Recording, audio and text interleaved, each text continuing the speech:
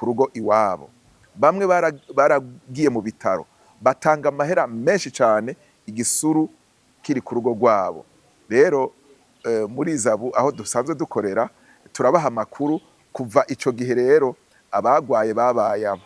Uyu munsi nibo basigaye bashinga intahe ko igisuru naco gihagaze mu kibanza c'abadogiteri, bisigura ngo igisuru twari tukizi nk'igicatsi cyo guhana abananiranye n'inkozi z'ibibi, ariko uno munsi nico gihana ingwara ziri muri twebwe, kandi nyinshi muri izo ngwara nizitumwa n'amakosa twebwe nyene dukorera umubiri.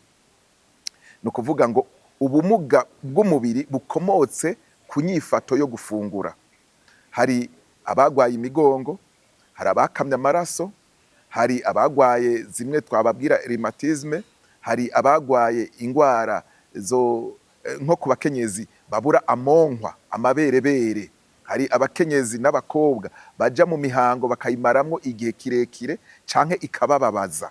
Umuti n'igisuru atari mu buryo bwa gipfumu, ari ukugifungura nk'imboga.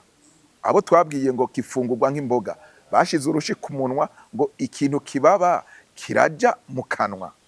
Tugomba tubabwire ngo igisuru kiraba ubona umengo gifisa ubwoya canke uduhwa, hibambewe turya twoya mubona niwe muganga.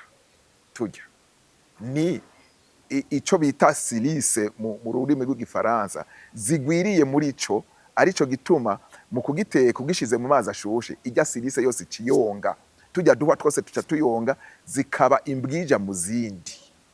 Ugishira mu mazi ashushe zica ziba imbwija mu zindi. Ni ukuvuga ngo twa tuntu waruzi ngo namahwa tuyongera mu mazi. Igikuru rero wewe nunywa ayo mazi rero ucuraba ingene ibintu bica bigenda. Ni ukuvuga ngo ingaburo ibereye cyane, ingaburo nziza ku bana. Nuteka rero igisuru muri ubwo buryo, ayo mazi ni washwabura, babita gushwabura, abarundi barashwabura imboga zimwe zimwe. Ajya amazi washwabuyemwo ntuyasesa, kandi ugishwabura mu mazi menshi kugira ngo ushobore kuronka ayo ucushira mu bikombe ugaca uhereza abana bawe. Inywa subira n'umufasha wawe ukamuhereza bakanywa.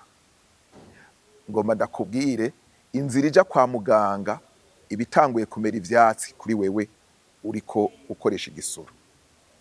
Ugaca ugiteka ukagikoza ivyo waronse uri bufungure mwijoro, nimba ari umuceri canke kujya kundi twose dusanzwe dufungura imboga. Ariko kandi hari uburyo bundi bwa kabiri bwo kugifungura mu buryo bw'icayi.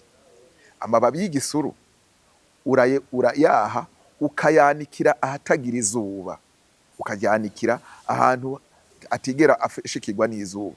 Amaze kuma yumye nyene uzi ko atamazi arimo, urashaka gucisha ku zuba kugira ngo agangarare cyane, ugaca uyasekura ukaronka ifu.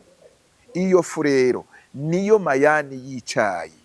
Utetse igikombe kimwe c'amazi, no kuvuga ngo inusu y'iritiro y'amazi uca ushiramwo igikombe ikiyiko kimwe gusa c'ayo mayani y'ico gisuru, igikombe kimwe.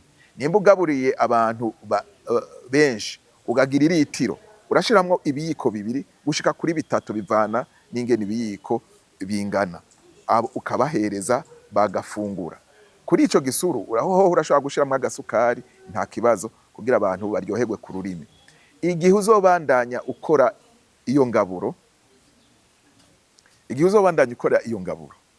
abantu utunze mu nzu bazogushingira intahe ko ingwara zahora zibadigadiga batazi iyo zayongeye, na cane cane ko tuza twababwiye zimwe mu zisanzwe zibangamira abantu.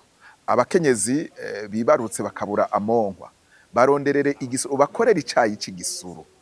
Ico kizogukorera ibitangaza abantu bose babiraba.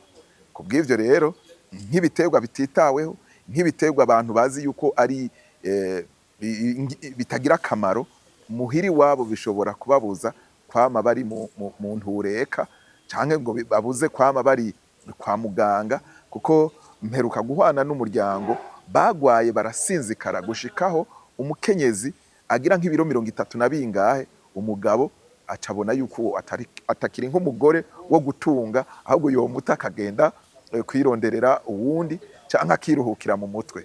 ariko nobamenyesha ko kimwe mu vyabasubije kuba abantu bakagira umunezero ni ico gisuru ndetse na moringa.